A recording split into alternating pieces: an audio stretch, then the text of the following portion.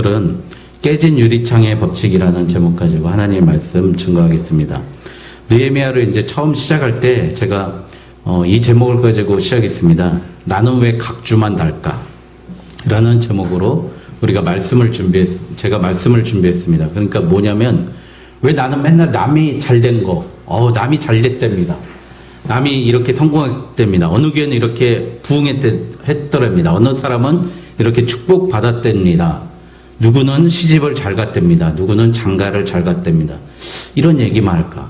왜 나는 이런 역사를, 나에게도 이런 감사의 제목도 많고 역사할 수도 있고, 우리 교회가 앞으로 우리 교회가 롤 모델이 돼서 다른 교회에 이렇게 좋은 롤 모델이 돼서 다른 교회에 인용이 되는 교회가 됐으면 좋겠다라는 제목으로 나는 왜 각주만 달까? 이런 제목을 가졌습니다. 그래서 느헤미야가 바로 이런 사람이었습니다.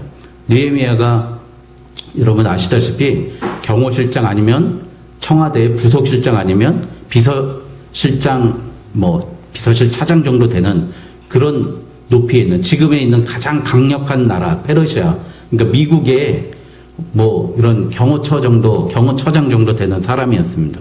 근데 그 사람이 가만히 있었다면 느헤미야는 그냥 성경에 나오지 않는 인물이 되었을 겁니다. 근데 그가 그걸 박차고 유다 총독으로 자원해서 나가가지고 12년 동안 있으면서 개혁을 해내서 그가 성경에 기록된 것입니다. 근데 여러분 성경 말씀이 이게 성경에만 있는 얘기일까요? 성경에 나와 있는 말씀에 여러분 보시면 요셉이 있죠. 요셉이 이집트 파피루스에 요셉이라는 이름이 나오고요. 요셉의 아버지는 야곱이 말년에 살았잖아요. 그 파피루스에 나와요. 근데 느헤미야도 페르시아 역사에 보면 나온다는 거죠. 이 요세푸스라는 역사가가 있는데 그 사람은 객관적으로 지중해 중동 역사를 적었는데요. 이 성경 내용, 성벽 재건한 거 이런 내용들이 다 나온다는 겁니다. 그러니까 여러분 느헤미야가 가만히 자기 안위만 찾았다면 결코 여기에 성경에 기록되지 못했다는 겁니다. 우리도 마찬가지예요. 오늘 느헤미야 같은 사람이 됐으면 좋겠다는 마음으로 말씀을 준비하면서 여러분 우리의 임계점을 한번 깼으면 좋겠습니다. 임계점이 뭐죠? 우리 달리기 하다 보면, 마라톤 하다 보면 저는 하프까지는 뛰어봤어요. 21점 몇 킬로 되는데 21킬로까지는 뛰어봤어요. 그러면 데드 포인트가 있어요. 그게 저는 한 6킬로에서 7킬로 뛰다 보면 4점이에요. 데드 포인트.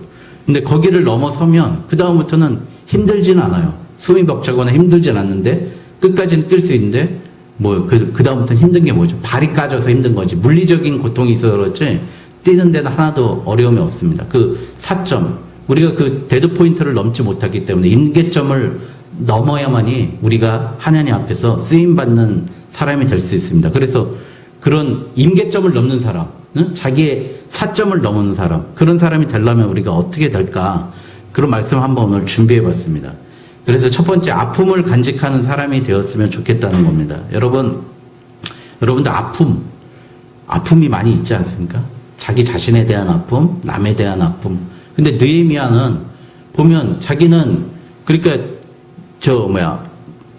재미 동포 2세와 같은 사람이에요. 3세죠 거의. 그러니까 자기는 그 이스라엘 백성이라는 그런 정체성도 많이 없었는데 자기 백성들이 이스라엘에서 능욕당한다는 거예요. 여자들은 다 겁탈당하고 종으로 팔려가고 남자들은 무거운 세금에 짊어져서 어렵게 살고 있다는 거 알았는데 모른 척 살고 있으면서도 할 수 있음에도 불구하고 아픔을 알고 느헤미야는 돌아갔던 사람입니다. 여러분 그 아픔을 아는 사람이 여러분 그 임계점을 넘을 수 있습니다. 여러분 다른 사람의 아픔을 내 것으로 생각해야 됩니다. 여러분 우리 김용기 장로님이라고 가나안 농군학교라고 들어보신 분 계실 겁니다. 가나안 농군학교. 거기 가면은요 새벽 4시 반에 일어나고 치약을 짜는데 치약을 3mm만 짜라 그래요. 그걸로 가지고 양치질을 하고 물도 많이 못 쓰게 해요. 물 못 버리고 잔반도 버리면 안 되고 밥도 조금. 그게 어디냐면 원주에서 좀 더 다가 제천으로 가다 보면 신림이라고 있어요.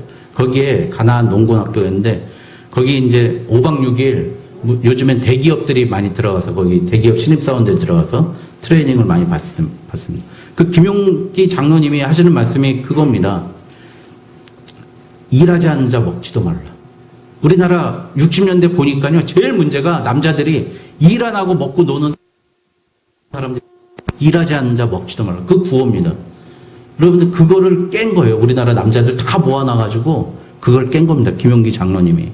그래서 그분 기도방이 있는데 이렇게 써 있어요. 대한민국이여 걱정하지 마라. 내가 새벽에 기도하고 있다. 그렇게, 그래서 그분은 항상 새벽 4시에 나오셔서 기도하시는 분이에요. 이 우리나라의 아픔 있잖아요. 굶어 죽고, 여자들은 죽어라고 일하고, 남자들은 맨날 도박, 노름, 술, 거기에 다 빠져 있지 않습니까? 그 나라를 개혁시킨 거예요. 그분이. 62년도에. 그 다음에 어떻게 했어요? 박정희 대통령이 다시 또 한 사람을 보내가지고요.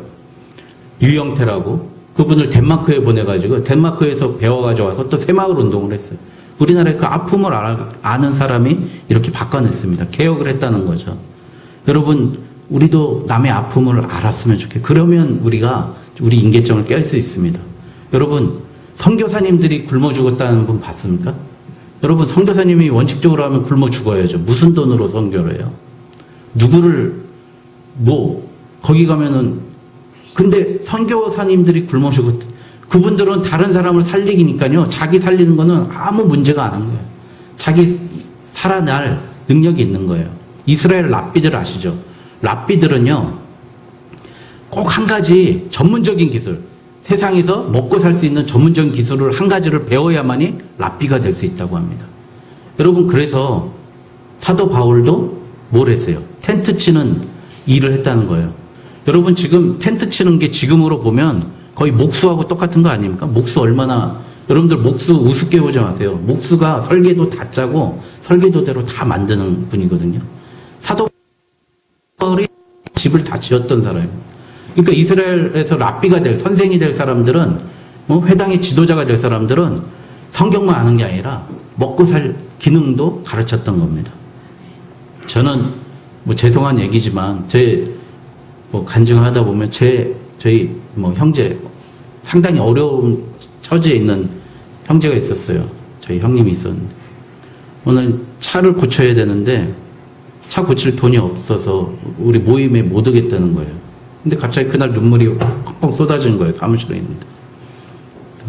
한 2시간 기도하다가 형님 잠깐 오세요. 그래갖고 형님 모시고 인천 어디를 가서 차를 한 대 샀어요. 한 800만 원 되는 차를 사드렸어요.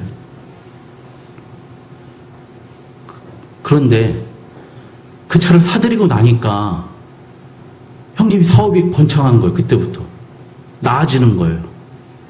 여러분, 이거 보세요. 내가 아픔을 같이 하니까 그 사업이 살아나잖아요. 여러분, 800만 원이 큰 돈일 수도 있고 적은 돈일 수 있는데 저는 마음이 너무 아픈 거예요. 형님이 차가 망가지는데 그 고칠 돈이 없어서 움직일 힘이 없다는 거예요. 여러분, 우리 조금만 자기가 남의 아픔을 내 것으로 한번 챙겨봤으면, 오늘 느헤미야처럼 얼마나 마음이 아팠으면 2,000km가 되는 그곳에 가장 낮은 곳으로 12년 동안 가서 살았어요. 여러분, 양주군청이 옛날에 한양공고 있는 데 있었대요. 왜 양주가 여기 있어야 되는데 양주 관하는요, 한양공고, 지금 보면 행당역인가 신당역 있는 데 있었대요. 왜 그랬을까요? 궁궐이 어디죠? 종로에 있죠. 그러니까 자기는 양주 목사니까, 이 목사가 아니라요. 알죠? 양주 원님이니까 왕하고 가까운 데 있고 싶은 거예요. 그러니까 그 근처에 다 이 지방 행정관청이요, 사대문 바로 앞에 다 있었던 거예요. 동대문 바로 앞에 양주 관하가 있었던 거예요. 군청이 있었던 거예요. 여러분, 근데 느헤미야는 정반대잖아요. 권력에서 벗어나서 저 먼 곳, 2,000km 떨어진 곳, 3달 동안 가야 되는 곳, 그곳에 자기가 가보는 겁니다. 아픔을 알았기 때문에. 여러분들, 아픔을 알아야 여러분들 그 임계점을 넘을 수가 있습니다. 저와 여러분, 우리 내 아픔만 맨날 얘기하지 말고, 저 힘들어요, 어려워요 그러지 말고 다른 사람의 아픔을 내 아픔으로 한번 품었으면 좋겠습니다. 믿습니까? 두 번째, 내가 할 수 있는 일을 하는 겁니다. 내가 할 수 있는 일. 여러분, 알퐁스 도데 잘 아시죠? 알퐁스 도데. 알퐁스 도데 여러분 무슨 소설 제일 기억이 많이 나요? 별이죠, 별. 스타. 별인데, 또 기억나는 게 뭐죠? 마지막 수업이죠. 그게 이제 독일어로, 이제 프랑스인데 거기가 독일어로 수업하라고 이제 독일에서 점령해가지고 니네 강제로 이제 앞으로는 독일어로 수업해. 그런데 마지막으로 프랑스어로 수업하는 날 그 소설이 마지막 수업인데 그 알퐁스 도데가 썼던 소설 중에 제가 제일 인상 깊게 읽었던 소설이 황금 두뇌를 가진 사나이라는 소설이 있습니다. 어떤 아이가 이상한 애가 태어났어요. 근데 머리 안에 황금이 든 거예요. 황금이. 그러니까 이 머리는 너무 커요. 어린애가 태어났는데 가분수 같으니까 맨날 놀림을 받았다고요. 근데 걔가 나중에 컸어요. 커서 이제 살다 보니까 그걸 알게 된 거예요. 내 머리에 황금이 있다는 게. 머리 한번 깨졌는데 보니까 피가 안 나오고 황금이 나오는 거예요. 그래가지고 그 아이가 이제 그걸 알았는데 어느 날 우리 황세희 선생님, 김지아 선생님 못지않게 이쁜, 우리 안예은보다 더 이쁜 어느 여인을 만난 거예요. 이쁜 여자를. 근데 그 여자를 만났는데 그 여자를 만나고 나서 이쁜 걸 옷을 사주고 싶고 신발을 만나기 위해서는 뭔가 사줘야 돼. 밥도 먹어야 되고 스타벅스도 가야 되지 않겠습니까? 돈이 없잖아요. 근데 자기가 그걸 한 거예요. 자기 두뇌에 황금이 나온다는 걸 한 거예요. 그래서 자꾸 깨는 거예요. 깨서 파내는 거예요. 파내. 이제 계속 파내다가 이제 거의 없어지니까 이제 자기 몸은 점점 힘들어지고 죽을 걸 알았는데 쇼윈도를 그 여인하고 같이 지나가다가 저 신발 너무 이쁘다. 저 신발 갖고 싶다. 그러는 거예요. 여러분 신발 선물해주면 도망가잖아요. 근데 그 여인하고 한 번 더 만나고 싶어가지고 마지막 남은 자기 황금 두뇌를 꺼내다가 죽어요. 그래서 소설이 끝나요. 너무 허무하죠. 그런데 그걸 신발을 사주고 이제 죽게 되는데 여러분 우린 이 소설의 주제가 뭘까요? 우리는 너무 허망한 것을 쫓는다는 거죠. 나에게 걸맞지 않은 것들. 여러분 요셉 한번 생각해 보세요. 내가 오늘 하고 있는 일 그게 허망한 일, 하찮은 일 그렇게 보일지라도 요셉은 했어요. 요셉 생각해 보세요. 노예였다고요. 노예. 자, 난 노예야. 어차피 살아날 길도 없어. 내가 평생 해봐야 노예밖에 더 하겠어. 그런 생각 가질 수 있지 않습니까? 근데 요셉은 그 일에서 최선을 다했어요. 그래서 총무를 시켜요. 또 보디발의 아내가 자기를 유혹해요. 그럴 때도 나는 하나님의 백성이고 난 하나님 앞에 죄를 지을 수 없어. 그래서 그 유혹을 뿌리쳐서 감옥에 가요. 자, 이제 감옥 가면은 너무 억울할 거 아니에요. 내가 하나님 믿다가 감옥 갑니다. 하나님 섬기다가 감옥 갑니다. 내가 왜 이런 고통 받아야 됩니까? 라고 얘기할 수 있는데 거기서도 최선을 다하는 거예요. 난 하나님의 자녀니까 열심히 살 거예요. 감옥에서. 여러분 생각해 보세요. 노예로 팔렸죠. 감옥에 갔죠. 모함당했죠. 근데 그는 자기가 할 수 있는 일, 오늘 나에게 주어진 일에 최선을 다했어요. 그랬더니 요셉이 어마어마한 대학교를 나온 거예요. 특별 교육을 받았어요. 어디요? 감옥에서.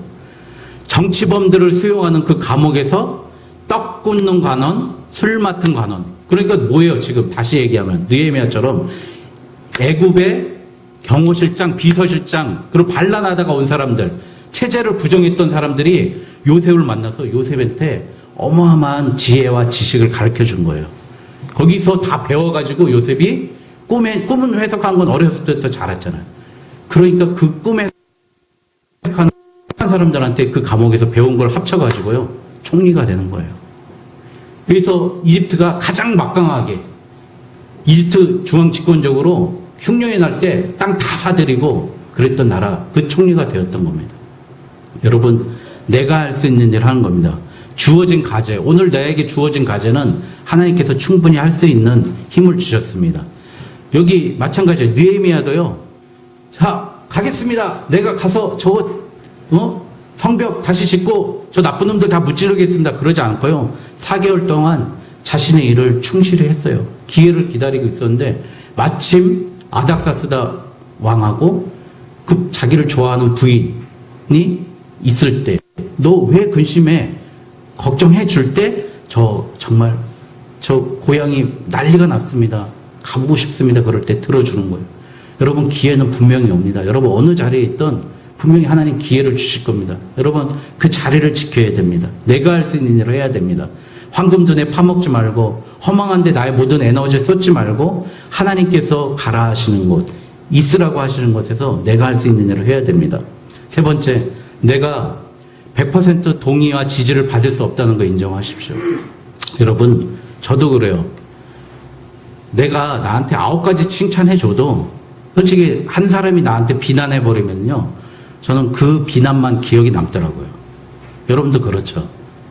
우리 사람이 그런데요, 그렇게 약하다는 겁니다. 여러분 느헤미야도 마찬가지죠. 그 어마어마한 비난, 모함, 자신을 죽이려고 하는 것. 여러분 사실 솔직히 생각해 보세요. 누가 나를 뒤에서 우리 뒷담화라고 그러죠. 뒷담화만 들어도 여러분 되게 분나고 승질나고 화나잖아요. 그런데 오늘 느헤미야 보니까요, 느헤미야는 아예 모함을 해가지고 성전 무슨 외소로 끌어와서 죽이자, 이렇게까지 죽일 계획까지 잡았던 사람이에요. 근데도 끄떡하지 않고 느헤미야는 그 자기 자리를 갑니다.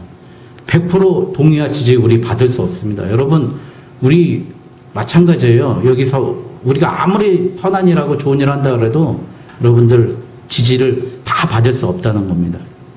네 번째, 동역자를 찾으라는 겁니다. 여러분 느헤미야 8장에 보면 에스라가 나옵니다. 여러분 느헤미야는 성경에 대해서 많이 몰랐던 사람입니다. 그런데 에스라가 나와서, 에스라는 서기관이었어요. 서기관이 뭐냐면 성경을 쓰고 기록하고 그걸 연구하는 사람이에요.